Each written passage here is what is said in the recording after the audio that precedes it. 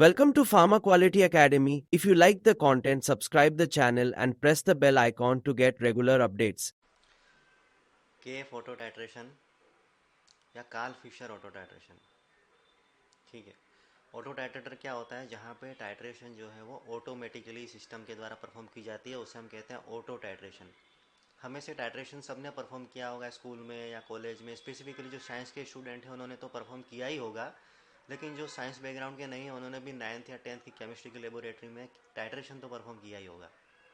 ठीक है, तो इसलिए टाइट्रेशन के बेसिक के बारे में ऑलमोस्ट हम में से सभी को पता ही होगा कि उसमें ब्यूरेट यूज़ होती है, पिपेट यूज़ होती है, टाइट्रेंट यूज़ होता है, टाइटर होता है, कॉनिकल फ्लास्क होता है।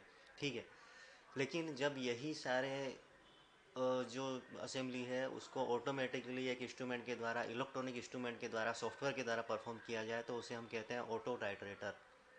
ओके, और जब उसमें Karl Fischer reagent as a titrant use किया जाए तो हम उसे कहते हैं केफ ऑटो टाइट्रेटर। ठीक है, केफ ऑटो टाइट्रेटर का यूज़ कहाँ पे होता है? वाटर कंटेंट या मॉइस्चर कंटेंट डिटरमाइन करने में उसका यूज़ होता है, और इसका वाइड स्प्रेड यूज़ है। काफ़ी सारे इंडस्ट्री में इसका यूज़ होता है, चाहे केमिकल इंडस्ट्री हो, फार्मास्यूटिकल्स हो, पेंट्स हो, कॉस्मेटिक्स हो। ठीक है, काफ़ी सारे इंडस्ट्री में इसका यूज़ है। तो आज हम इस वीडियो में केफ ऑटो टाइट्रेटर के वर्किंग प्रिंसिपल, उसके प्रोसीजर, केफ रिएजेंट के कॉम्पोजिशन, उसमें कौन कौन से रिएजेंट्स यूज़ होते हैं, कैसे परफॉर्म किया जाता है, इंस्ट्रूमेंट कैसा दिखता है, उसमें कौन कौन से पार्ट्स होते हैं, हर एक रिएजेंट का क्या यूज़ होता है, ये सब हम इस वीडियो में देखेंगे। The Karl Fischer auto titrator is an analytical instrument use to determine the moisture content in a sample based on the Karl Fischer reaction. KF auto titrator में कार्ल फिशर रिएक्शन होती है जिसके द्वारा moisture content या water content determine किया जाता है। इस इंस्ट्रूमेंट की वाइड एप्लीकेबिलिटी है, चाहे वो कौन सी भी इंडस्ट्री हो, फूड इंडस्ट्री हो, फार्मास्यूटिकल्स हो, कॉस्मेटिक्स हो, केमिकल्स हो, ऑयल्स हो, पेंट्स हो, ओलियोकेमिकल्स हो। ठीक है, काफ़ी जगह पे ये सैंपल के अंदर वाटर कंटेंट या मॉइस्चर कंटेंट डिटरमाइन करने के लिए ये इंस्ट्रूमेंट यूज़ किया जाता है। कार्ल फिशर इंस्ट्रूमेंट में क्या होता है कि केफ रिएजेंट होता है, उस केफ रिएजेंट में आयोडीन्स के फ्री मॉलिक्यूल्स होते हैं। वो आयोडीन्स के मॉलिक्यूल्स सैंपल में प्रेजेंट वाटर के मॉलिक्यूल के साथ में रिएक्शन करते हैं। ठीक है, और एक इक्विलिब्रिएट क्रिएट करते हैं। जब आयोडीन के सारे मॉलिक्यूल्स वाटर के सारे मॉलिक्यूल के साथ में रिएक्शन करके इक्विलिब्रेशन में आ जाते हैं तो डिटेक्टर जो है वो एंड पॉइंट को डिटेक्ट कर लेता है, एंड पॉइंट को डिटरमाइन कर लेता है और रिएक्शन ऑटोमेटिकली स्टॉप हो जाती है। तो यहाँ पे 1 mole of iodine reacts with 1 mole of water. Okay, एक मोल आयोडीन का जो 1 मोल है, कार्ल फिशर रिएजेंट के अंदर जो आयोडीन के जो मोल प्रेजेंट है उसमें से हर एक मोल, आयोडीन का हर एक मोल जो है वो वाटर के हर एक मोल के साथ में रिएक्शन करता है। और जब आयोडीन के सारे मोल जो है वो वाटर के सारे मोल के साथ में रिएक्ट कर लेते हैं, और जब फिर भी जरा एक भी एक्स्ट्रा वाटर का मोलिक्यूल नहीं बचता है तो ऑन एंड पॉइंट जो है वो डिटेक्टर के द्वारा डिटेक्ट कर दिया जाता है और रिएक्शन को स्टॉप कर दिया जाता है। इसका डिटेल रिएक्शन मैकेनिज्म हम आगे देखेंगे। ये जो केफ टाइट्रेशन जो है वो मेनली 2 प्रिंसिपल पे काम करता है, कोलोमेट्रिक टाइट्रेशन एंड वॉल्यूमेट्रिक टाइट्रेशन। कोलोमेट्रिक और वॉल्यूमेट्रिक टाइट्रेशंस क्या होते हैं वो हम डायग्राम्स के द्वारा समझते हैं।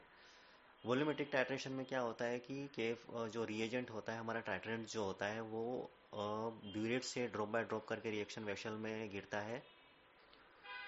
इसलिए यहाँ पे एक्यूरेसी थोड़ी कम होती है क्योंकि एक ड्रॉप जो रहती है वो ड्रॉप भी काफ़ी बड़ी होती है। तो मतलब एक ड्रॉप जो होती है वो भी कुछ आप समझिए कि 10 mg, 20 mg या 50 mg की एक ड्रॉप हो सकती है। तो ये ड्रॉप काफ़ी बड़ी होती है, तो एक मतलब आप एक ड्रॉप में काफ़ी सारे आयोडीन्स के मॉलिक्यूल हो सकते हैं, तो एक्स्ट्रा मॉलिक्यूल्स यहाँ पे गिर जाते हैं, तो वो एक्यूरेसी यहाँ पे नहीं मिल पाती है। कोलोमेट्रिक टाइट्रेशन में क्या होता है कि एक आयोडीन जनरेटर होता है, उस आयोडीन जनरेटर में इलेक्ट्रोलाइट सॉल्यूशन भरा होता है।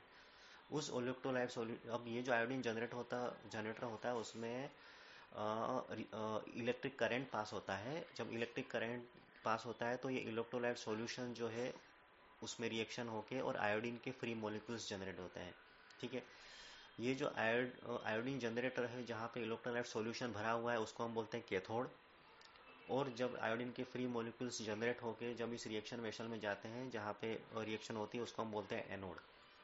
मतलब आयोडीन के मॉलिक्यूल्स जो है वो कैथोड से एनोड की तरफ मूव होते हैं, और एनोड में जाकर जब यहाँ पे वाटर के मॉलिक्यूल के साथ आयोडीन के मॉलिक्यूल्स रिएक्ट करते हैं और रिजल्ट डिटरमाइन करते हैं।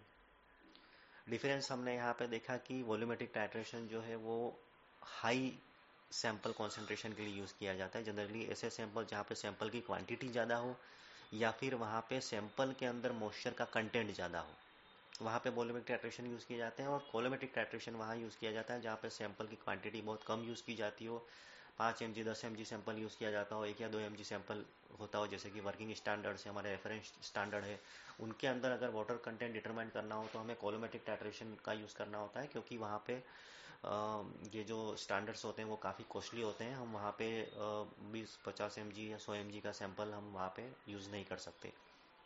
ओके। और कोलोमेट्रिक टाइट्रेशन जो है वो इसलिए वहाँ पे भी यूज़ होता है जहाँ पे जिस सैंपल के अंदर मॉइस्चर की या वाटर कंटेंट की अवेलेबिलिटी बहुत ही कम हो, मतलब वो बहुत ही प्रिसाइसली मेज़र करना होता है क्योंकि बहुत कम मॉइस्चर कंटेंट होता है। तो जहाँ पे 0.001 से 1% के बीच में मॉइस्चर कंटेंट होता है वहाँ पे कोलोमेट्रिक टाइट्रेशन यूज़ होता है, और जहाँ पे मॉइस्चर कंटेंट सैंपल में 1% या उससे ज़्यादा हो वहाँ पे हम वॉल्यूमेट्रिक टाइट्रेशन यूज़ करते हैं। वॉल्यूमेट्रिक टाइट्रेशन जो है वो लेस प्रिसाइज मेथड होती है क्योंकि यहाँ पे ब्यूरेट से टाइट्रेट ऐड किया जाता है। कोलोमेट्रिक टाइट्रेशन जो है होती है वो हाईली प्रिसाइज होती है क्योंकि यहाँ पे आयोडीन के फ्री मॉलिक्यूल्स जो है वो इलेक्ट्रिक करंट के द्वारा इलेक्ट्रॉनिकली प्रोड्यूस किए जाते हैं। ठीक है, मतलब ये ज़्यादा हाईली प्रिसाइज मेथड होती है। केएफ ऑटो टाइट्रेटर का यहाँ पे हम इंस्ट्रूमेंट को समझ लेते हैं। यहाँ पे कीपैड्स दे रखे हैं, उस कीपैड्स के द्वारा जो है इंस्ट्रूमेंट जो है कंट्रोल होता है, रिएक्शन स्टार्ट की जाती है, स्टॉप की जाती है। ये जो डिस्प्ले होता है उसमें उससे हम उसमें हम इस कीपैड के द्वारा अपने पैरामीटर्स ऐड कर सकते हैं, जैसे कि सैंपल का वेट ऐड कर दिया, फैक्टर हमने डाला। कुछ इंस्ट्रूमेंट ऐसे होते हैं जहाँ पे फैक्टर जब हम सुबह डिटरमाइन करते हैं तो फैक्टर ऑटोमेटिकली सिस्टम में फीड होता है, ये तो ऑटोमेटिक ले लेता है कैलकुलेशन में, लेकिन सैंपल का वेट तो हमें यहाँ पे कीपैड की हेल्प से बटन से फीड करना होता है। ये जो कीपैड है उसमें हमें कितना केएफ का वॉल्यूम कितना कंज्यूम हुआ, ठीक है, कितना इसका स्लोप भी दिखाई देता है, किस तरीके से स्लोप यहाँ पे जा रहा है। और हमें जब ये रिएक्शन स्टॉप होती है तो कितना ml केएफ रिएजेंट कंज्यूम हुआ, कितना परसेंट वाटर कंटेंट कितना डिटरमाइन हुआ, वो भी हमें इस डिस्प्ले पे दिख जाता है। फिर यहाँ पे एक टाइट्रेशन स्टैंड है जिसके ऊपर सारी टाइट्रेशन असेंबली रखी हुई होती है। ये जो टाइट्रेशन स्टैंड होता है उसमें ये जो टाइट्रेशन वेसल के जस्ट नीचे एक मैग्नेटिक स्टरर होता है, और ये जो रिएक्शन वेसल है उसमें एक छोटा सा मैग्नेट होता है जो इस स्टरर की हेल्प से रोटेट होता रहता है। ये जो रिएक्शन वेसल है यहाँ पे हमें इलेक्ट्रोड्स दिखाई दे रहे हैं। ये जो इलेक्ट्रोड जो है वो डिटेक्टर के साथ में कनेक्ट रहते हैं जो सैंपल के अंदर एंड पॉइंट को डिटरमाइन करते हैं। ये डिफरेंट डिफरेंट चैनल्स है जिसके द्वारा सॉल्वेंट और केफ रिएजेंट और वेस्ट जो है वो इन एंड आउट होते रहते हैं। जो यहाँ पे हमेशा ये जो एम्बर कलर की बोतल दिखाई दे रही है, एक वेस्ट की बोतल है जिसमें रिएक्शन ख़त्म होने के बाद में जो भी वेस्ट सॉल्वेंट है उसको कलेक्ट किया जाता है। दूसरी बोतल है सॉल्वेंट की बोतल है जिसमें मिथेनॉल भरा होता है, तो जब भी हमें रिएक्शन स्टार्ट करनी होती है तो हम यहाँ से सॉल्वेंट को ऐड करते हैं। एक और बोतल है जो जो टाइट्रेंट की बोतल है जिसमें केएफ रिएजेंट भरा होता है। उस केएफ रिएजेंट की जस्ट बोतल के जस्ट ऊपर एक ब्यूरेट भरी होती है, ब्यूरेट होती है। वो ब्यूरेट क्या करती है कि ये ब्यूरेट 10 ml की होती है जो रिएक्शन शुरू होने से पहले अपने ऑटोमेटिक फिल हो जाती है। 10 ml केएफ रिएजेंट अपने आप में फिल कर लेती है, और जब रिएक्शन शुरू होती है तो प्लंजर जो है वो आगे की तरफ मूव होता है और केएफ रिएजेंट जो है वो रिएक्शन वेसल में गिरना शुरू हो जाता है। ये जो ब्यूरेट है वो एक्यूरेटली मेजर्ड होती है, इसलिए जब भी केएफ रिएजेंट रिएक्शन वेसल में गिरता है तो ये मेज़र होता रहता है और उसी के बेस पे हमारी कैलकुलेशन आगे कैलकुलेशन परफॉर्म होती है। केएफ जो ऑटो टाइट्रेशन है उसमें कौन कौन से रिएजेंट्स यूज़ होते हैं, उनका क्या रोल होता है वो हम यहाँ पे देख लेते हैं। कि Karl Fischer reagent as a titrant use होता है जो अलग अलग कंपोनेंट्स का मिक्सचर होता है, जिसमें आयोडीन होता है, sulphur dioxide, pyridine as a base use होता है, मिथाइल एल्कोहल होता है। इसका क्या यूज़ है वो हम रिएक्शन मैकेनिज्म में देखेंगे। हमें यहाँ पे ये ध्यान रखना है कि केएफ रिएजेंट की हमेशा फ्रेश बोतल यूज़ होनी चाहिए। ठीक है, मतलब हम जब अपने शुरू डे के स्टार्ट में जब एनालिसिस शुरू करते हैं तो सबसे पहले जब हम फैक्टर डिटरमाइन करते हैं तो केएफ रिएजेंट की फ्रेश बोतल यूज़ करके हम फैक्टर डिटरमाइन करेंगे, और उसके बाद में ये जो बोतल जो ये जो केएफ रिएजेंट है वो पूरे होल डे के लिए एप्लीकेबल होता है। लेकिन सपोज़ करो कि टेस्टिंग एनालिसिस करते करते हमारा केएफ रिएजेंट पूरा ख़त्म हो गया और हमें दूसरी बोतल यूज़ करनी पड़ी केएफ रिएजेंट की, जो जनरली 500 ml या 1 लीटर की बोतल होती है। तो जब भी हम नई बोतल यूज़ करते हैं तो हमें फिर से फैक्टर डिटरमाइन करना होता है। ओके, यहाँ पे दूसरा एनहाइड्रस मिथाइल अल्कोहल जो है वो एज ए सॉल्वेंट यूज़ होता है। मिथाइल अल्कोहल जो है वो ड्राइड मिथाइल अल्कोहल हमें यूज़ करना होता है, उसमें कोई भी मतलब वो मॉइस्चर से या वाटर कंटेंट से पूरी तरीके से फ्री हो। सिलिका जेल यहाँ पे एज एब्जॉर्बर यूज़ होता है। तो ये जो हम केएफ रिएजेंट की बोतल देख रहे हैं और ये जो रिएक्शन वेसल है उसके ऊपर येलो कलर की एक ट्यूब दिखाई दे रही है जिसमें सिलिका के पार्टिकल्स भरे होते हैं। ये सिलिका के पार्टिकल्स जो होते हैं वो येलो कलर के होते हैं। ये क्या करते हैं कि पूरे चैनल्स हैं और जो रिएक्शन असेंबली है उसके अंदर कहीं भी एम्बिएंट मॉइस्चर या कोई भी मॉइस्चर डिटरमाइन होता है तो मॉइस्चर को एब्जॉर्ब करते रहते हैं, जिससे ये मॉइस्चर जो है वो रिएक्शन में इंटरफेरेंस या रिजल्ट में इंटरफेरेंस पैदा ना करे। धीरे धीरे एज ऑफ टाइम जो है वो जैसे जैसे मॉइस्चर एब्जॉर्ब करके सिलिका का जो कलर जो है वो ब्लैक या वॉयलेट ब्लू कलर में कन्वर्ट होता जाता है।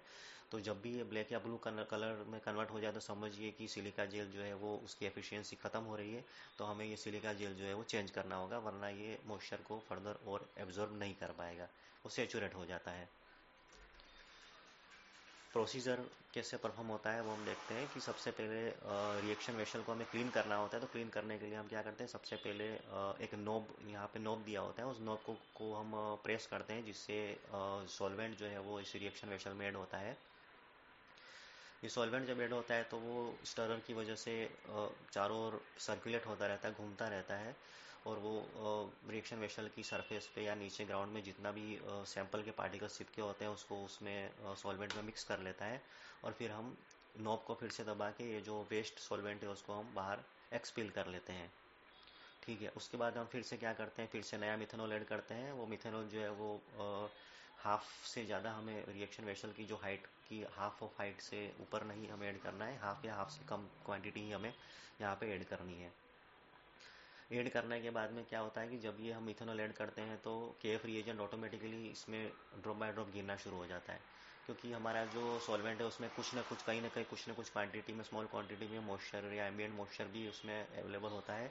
तो जैसे ही हम मिथेनॉल ऐड करते हैं तो डिटेक्टर जो है वो सॉल्वेंट के अंदर जो मॉइस्चर कंटेंट होता है उसको डिटेक्ट कर लेता है और जुबिरेट को मैसेज पास कर देता है डिटेक्टर के थ्रू कि यहाँ पे वाटर कंटेंट अवेलेबल है, तो केएफ रिएजेंट को गिराया जाए। और केएफ रिएजेंट में जो आयोडीन होता है वो इसके साथ रिएक्ट करके रिएक्शन को इक्विलिब्रेट कर देता है। मतलब आयोडीन जो है वो वाटर के मॉलिक्यूल के साथ रिएक्शन करके बॉन्ड बना लेता है और हाइड्रोनियम आयोडाइड बना लेता है और उसको इक्विलिब्रेट करता है।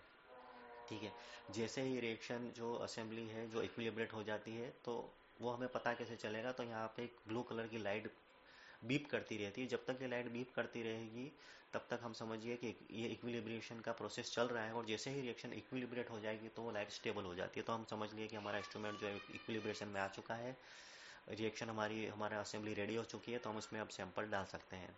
ठीक है, सैंपल डालने के लिए हम सैंपल जो है अलग अलग फॉर्म में हो सकता है, टेबलेट है, कैप्सूल है, ग्रेन्यूल्स है, पैलेट्स हैं, ब्लेंड है। तो हमें अगर वो सैंपल फाइनली क्रश्ड है तो हम डायरेक्ट सैंपल को वेक करके हम रिएक्शन वेशन में डाल सकते हैं।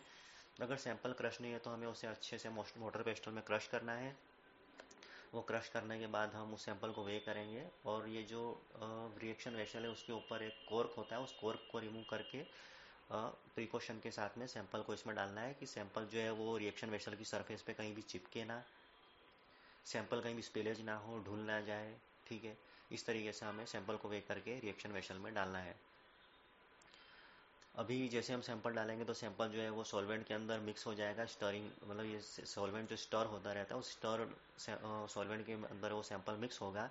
और जैसे ही हम सैंपल जो है वो सॉल्वेंट में मिक्स होगा तो इलेक्ट्रोड क्या करेगा कि सैंपल में प्रेजेंट मॉइस्चर को डिटेक्ट करेगा, तो वो फिर से केएफ रिएजेंट को मैसेज देगा कि अब केएफ जो है वो गिरना शुरू हो जाएगा। और केएफ गिरता रहेगा तो केएफ के अंदर जो आयोडीन के मॉलिक्यूल है वाटर के साथ में रिएक्ट करते रहेंगे, और वो तब तक रिएक्ट करते रहेंगे जब तक उसको वाटर के मॉलिक्यूल्स मिलते रहेंगे। जैसे ही वाटर के सारे मॉलिक्यूल्स केएफ के साथ केएफ में प्रेजेंट आयोडीन के साथ में रिएक्ट कर जाएंगे, तो उसके बाद क्या होगा, डिटेक्टर डिटेक्ट करेगा कि अब वाटर के एक भी मॉलिक्यूल्स उसको डिटेक्ट नहीं होंगे, तो वो फिर से डिटेक्टर को मैसेज भेजेगा कि रिएक्शन कंप्लीट हो चुकी है, तो एंड पॉइंट हमारा डिटरमाइन हो जाएगा। ओके, ये सब प्रोसेस जब हमारा रिजल्ट आ जाता है, हमारी रिएक्शन स्टॉप हो जाती है, तो फिर से हमें जो सॉल्वेंट को हमेशा नए एनालिसिस के लिए हमेशा सॉल्वेंट को हमें चेंज करना होगा। ठीक है, तो ये एक पूरा पार्ट है। हम यहाँ पे हमने प्रोसीजर को समझ लिया। रिएक्शन मैकेनिज्म जो है वो हम अगले पार्ट में देखेंगे। तो फ्रेंड्स, हमने यहाँ पे केएफ ऑटो टाइट्रेटर के प्रिंसिपल के बारे में, उसका कहाँ कहाँ पे यूज़ होता है, उसमें कौन कौन से रिएजेंट्स होते हैं, उन रिएजेंट का कॉम्पोजिशन क्या होता है, हर एक रिएजेंट का क्या रोल होता है, कैसे केएफ टाइट्रेशन परफॉर्म किया जाता है, और उसमें कौन कौन से पार्ट्स होते हैं, ये सब हमने समझा। अभी हम, ये वीडियो काफ़ी लंबा हो रहा है, इसलिए हम अगले पार्ट में इसकी रिएक्शन मैकेनिज्म को समझेंगे, केएफ ऑटो टाइट्रेशन के एडवांटेजेस और लिमिटेशंस के बारे में भी जानेंगे। इस यहाँ तक हमने जो भी देखा उसमें आपको कोई भी सवाल हो, कोई भी डाउट्स हो, तो आप हमें फ्रीली वीडियो के कमेंट सेक्शन में जाके क्वेश्चन पूछ सकते हैं। मैं उसके आंसर ज़रूर दूंगा। Thank you.